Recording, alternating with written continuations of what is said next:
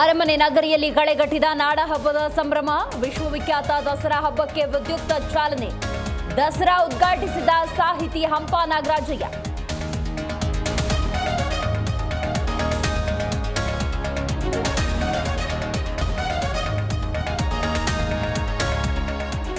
ಚಾಮುಂಡಿ ಕೃಪೆಯಿಂದ ನಾನು ತಪ್ಪು ಮಾಡಿಲ್ಲ. ತಪ್ಪು ಮಾಡಿದ್ರೆ ಸುದೀರ್ಘ ಕಾಲ ರಾಜಕೀಯ ಮಾಡಲು ಆಗ್ತಿರಲಿಲ್ಲ. ಜನರ ಆಶೀರ್ವಾದ ಇರೋವರೆಗೂ ನಾನೇ ಸಿಎಂ ಎಂದ ಸಿದ್ದು.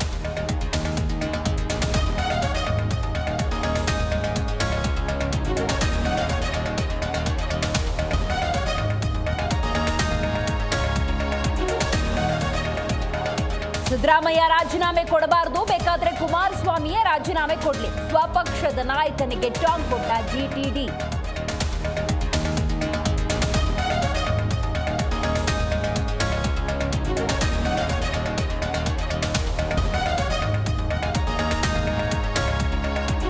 ರಾಜ್ಯ ಸರ್ಕಾರವನ್ನ ಅಸ್ಥಿರಗೊಳಿಸಬೇಡಿ.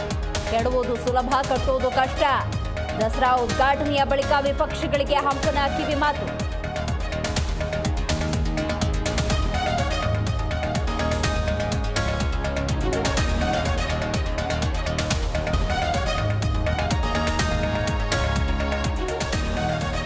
ಸಿಎಂ ಸಿದ್ದರಾಮಯ್ಯ ವಿರುದ್ಧ ಇಡಿಗೆ ಮತ್ತೊಂದು ದೂರು.